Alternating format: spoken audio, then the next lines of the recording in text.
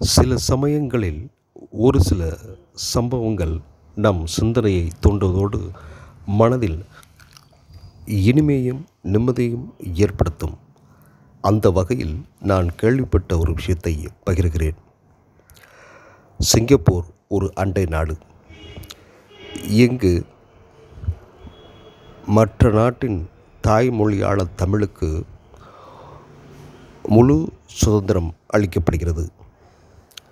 அதிலும் வெறும் பேச்சால் ரசிப்பால் மட்டுமல்லாமல் தமிழை வளர்ப்பதற்காக வளர்த்தமிழ் என்ற இயக்கத்தை தமிழர்கள் வளர்த்து வருகிறார்கள் மதம் கடந்து.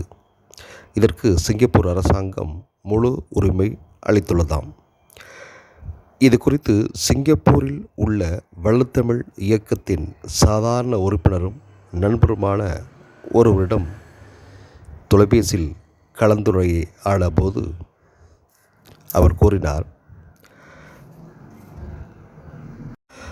தற்போது வளர்த்தமிழ் இயக்கத்தின் தலைவராக சிங்கப்பூரில் இருந்து வருபவர் உயர்திரு நசீர் கனி அவர்கள். அவர் இஸ்லாம் சமுதாயத்தை சார்ந்தவராக இருந்தாலும் தமிழை பல ஆண்டுகாலமாக போற்றி வளர்த்து வருகிறார்.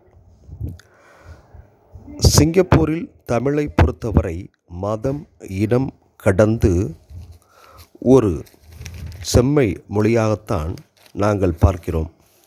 அது வெறும் பேச்சு மொழி மட்டுமல்ல, அது வாழ்க்கையின் தரத்தை உயர்த்தும் ஒரு மொழி என்றும் தெரிவித்தார்.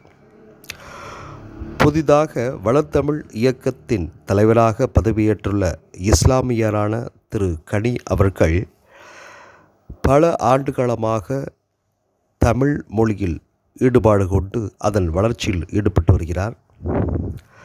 மேலும் தமிழ் மொழி மீது ஆர்வம் கொண்டு அதற்கு நிதி உதவிகளும் அளித்து வந்துள்ளார். வளர்த்தமிழ் இயக்கத்தின் தலைவர் திரு கனி அவர்கள் முதல் கூட்டத்தில் பேசும்போது, வீட்டில் தமிழ் இருந்தால்தான் நாட்டில் தமிழ் இருக்கும் என்றும், தமிழ் என்பது ஒரு தேர் போல அதை எல்லோரும் சேர்ந்து இழுக்க வேண்டும். ஆளுக்கு ஒரு திசையில் இழுத்தால் அது கவிழ்ந்துவிடும் என்றாராம் திரு கனி அவர்கள். மேலும் திரு கனி அவர்கள் பேசுகையில், தமிழை தொழில்நுட்பம் கொண்டு வளர்க்க பாடுபடுவோம். சமூக ஊடக தளங்கள் மூலம் புதிய உத்தியை பயன்படுத்தி வளர்த்தமிழ் இயக்கம் மூலம் தமிழை சிங்கப்பூர் முழுவதும் வளர்ப்போம் என்றாராம்.